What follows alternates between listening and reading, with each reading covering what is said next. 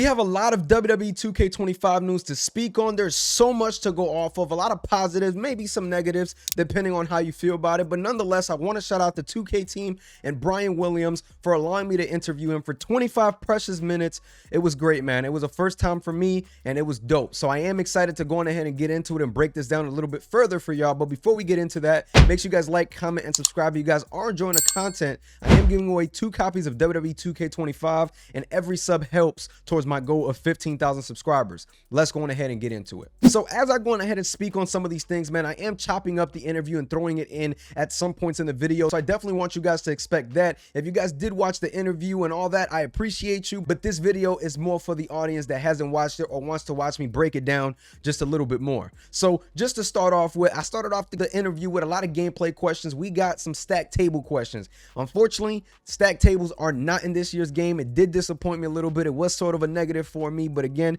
he did mention that it is always being talked about, and this is something that we could see in the upcoming release of the games. This is something that he mentioned they want to do right, as you guys see in a video. Unfortunately, no. There will be no stacking of tables. I'm sorry. I hate to start this off with a no. But yeah, but you know, it's not a 2K25, but it's something that we always discuss, and it's just a matter of, you know, if we bring this back, we just want to bring it back the right way, and make it better than it was before in some of the older games. But it'll be back soon. So in the future, I am excited to see what this could bring to the game. But again, this is what we have thus far. I was able to ask about some fighting stances, man. This to me was a pet peeve. If you've been watching my content throughout the year of WWE 2K24, you know, for me, it's probably not my best, you know, feature in the game, but I was able to talk about it with him, and he did say that they did, you know, kind of calm down on that. It only activates at certain points, as you can see here in the interview. I love that. No bopping. Yeah, that's true. They weren't bopping around. No, this was something that we definitely, I'm glad you got a keen eye. Yes, the engaged, we call it internally like the engaged stance. It's still in the game, but you'll only see it if you're squared up with an opponent. If you are on the attack and your opponent is in a grounded or incapacitated state, you'll be able to walk up to them without having to shuffle around in that engaged stance. So we wanted to make it, because you just don't see that off, you know, that stance a lot in pro wrestling, right? You whip somebody into the corner, and you know, you want to go up there to do whatever to them. You know, you're not going to shuffle over there with your arms up and everything like that. You're just going to say, hey, I've got the advantage. I'm going to go walk up here, grab this guy, bash his head into the turnbuckle. Right. And so we've made that adjustment this year. So that is a new change that we did with our navigation. Now, this is something that does excite me, because I was able to go on ahead and point that out, because I saw it in a gameplay video and I'm like, this looks like it's kind of gone, but it's still there. So again, I am excited to see how it plays out in game once I have it. Hopefully they just move around that way, all around the arena and things like that. Again, man, the game does look good, and I'm glad that fighting stances are being addressed, because I felt like there was a little bit too much of everything, and he was able to go on ahead and throw in there in his answer that it is something that they are looking at with getting wrestlers to move, you know, the way they move in real life. A lot of navigation and things like that was really stopping it from happening right now, because that is a big part of their game, and they want to make sure that things, you know, work the correct way, and they feel like maybe right now that's just not the time for it, but it is something that's being talked about actively. So that is always good. I was able to ask Brian, what are some of his gameplay, you know, features? What are some of his favorite ones? And he mentioned chain wrestling. He mentioned, you know, being able to do corner moves without a signature or finisher, which I think is really, really cool. It's about time that stuff like that is added, where I don't need a signature or finisher to do a corner move, and now I can just do it and it's optional. So that is cool too. And also he did mention that I can jump off barricades with whoever I want as long as I put the move on them. It's all optional. So I think that giving us that creative freedom to allow different things to go on is cool. So as you guys see in this interview question, he pretty much gave us a lot of details when it comes down to barricades. Barricade dives, as people have probably seen, you can now, you know, do dives off the barricade. And I just want to say, in terms of the barricade dives, these attacks are optional. They're like springboards, right? Some people have them, some don't. If you go into a match with someone and you're like, why can't I do this dive up, you know, off the barricade? You can customize these and create a moveset to your heart's content. You can give Andre the Giant dives off the barricade if you want. By default, he doesn't have any.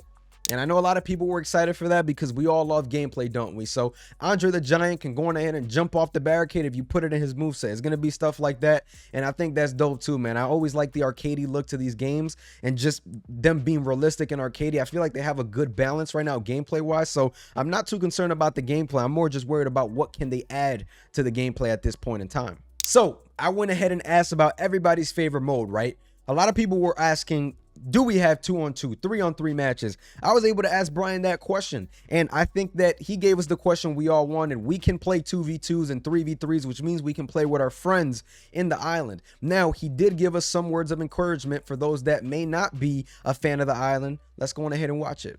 Yeah, there's definitely more than just 1v1.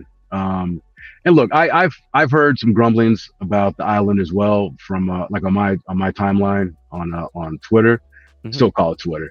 And so like I get it. Look, it's a brand new thing that we're doing this year.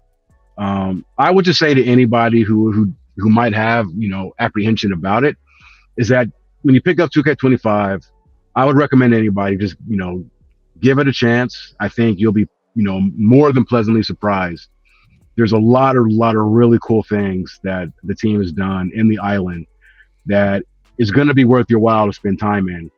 I mean, just some of the landmarks, the venues, some of them are just honestly, brother, like they're breathtaking.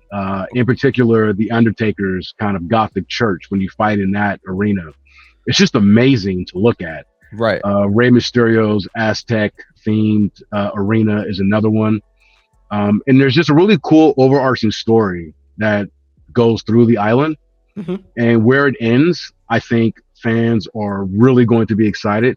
So, you know, I would just say, look, give it a chance. It's a fun thing. Like, we wouldn't have spent all this time and energy and creativity on something that we internally did not feel strongly about. So I definitely feel Brian, man, when it comes down to that. I am excited to see what the island can offer. I'm not somebody that's going to put it down right away. And I think that it's something that, you know, we should all be a little bit excited about. And I definitely get if you're not excited based on, you know, what a lot of people from the NBA 2K community has to say about it. But maybe it is different on this side. I think they know that their target audience isn't going for this. So I think that maybe there's a way that we can get the best of both worlds. Just my 2 cents and me being hopeful. So I hope that that is the case. And after I asked him about the island, I asked him about the servers.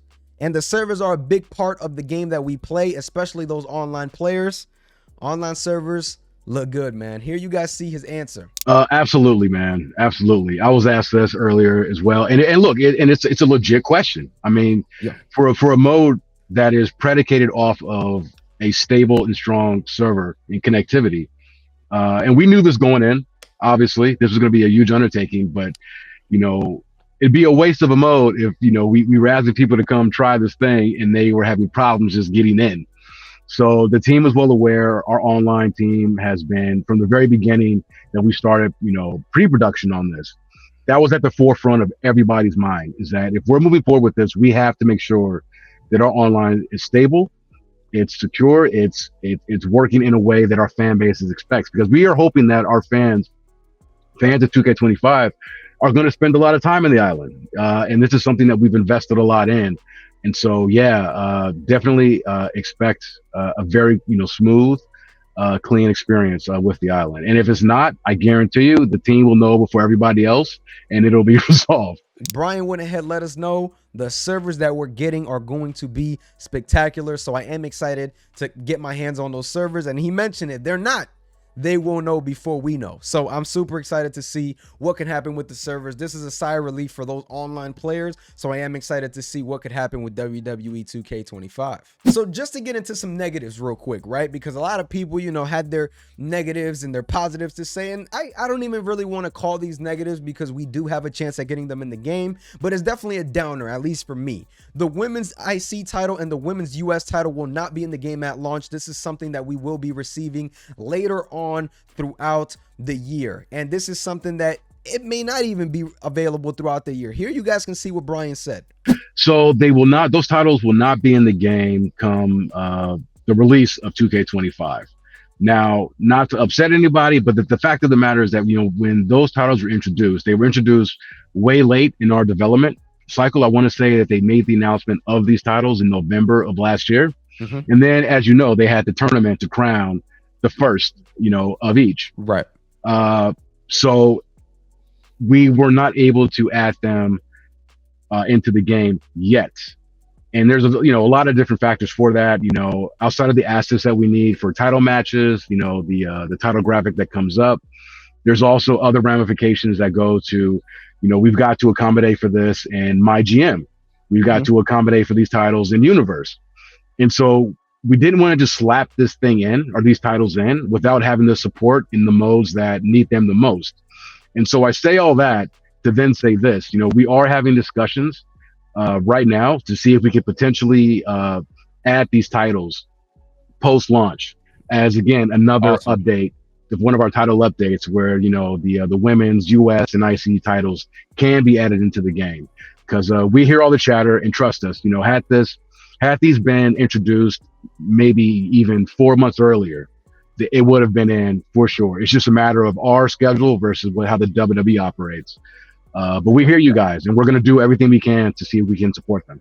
So part of me thinks that we will get it, throughout the year, because it does seem like they do a good job at getting them in patches. But again, these are details that, may require more than just a patch. But again, man, I'm not going to go on ahead and call it quits. I think that we could be seeing it. I have some faith in the 2K team. I think that we'll be okay. And some other things that didn't make it was Metaphor's entrance. It seems like it was captured, but Brian couldn't tell us if it's already in the game or if it will be in the game post-launch. So again, something to keep in mind, man. They do a decent job at getting these things in there. He did mention American Maid's entrance being updated for the patch. So again, that's something that a lot of you guys were not happy about. So I think that this is something, to definitely be excited for. Yeah, I mean, so fans can expect to see some new tag entrances.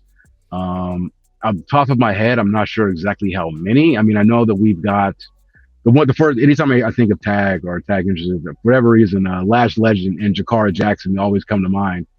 Like we've got their tag entrance, as well as some of the others. I mean, obviously, for Showcase this year, which is themed around the Bloodline, we have a lot of classic tag teams that are featured in that mode. The Wild Samoans, the Head Shrinkers, the Islanders.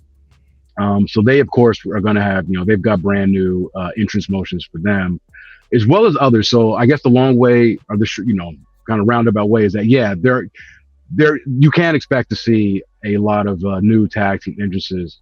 As far as the 4-man, I want to say, I know that we captured the Metaphor, their entrance, but I'm not sure if that one has been processed as of yet, because I think, like I said, I know Jakara and Lash, theirs has, but if the 4-person team hasn't yet, it will be. Because if you play 2K23, we routinely will push out new entrances and stuff like that as we post launch. So again, just let's stay positive, stay optimistic. If the game is booty cheeks, we'll address it. But again, so far what I've heard, I'm excited about. I understand that there are, again, some downers to some of the stuff we spoke about, such as the stuff that I just spoke about. But he did mention the possibility and an open door to getting it in the game, hopefully within the first couple weeks this year. Again, man, this is something that I'm really excited for. I think WWE 2K25 is going to be a hell of a game. I think that we're in for a treat. He did mention, that this is a game that you definitely won't want to miss out on. And yes, he's a dev.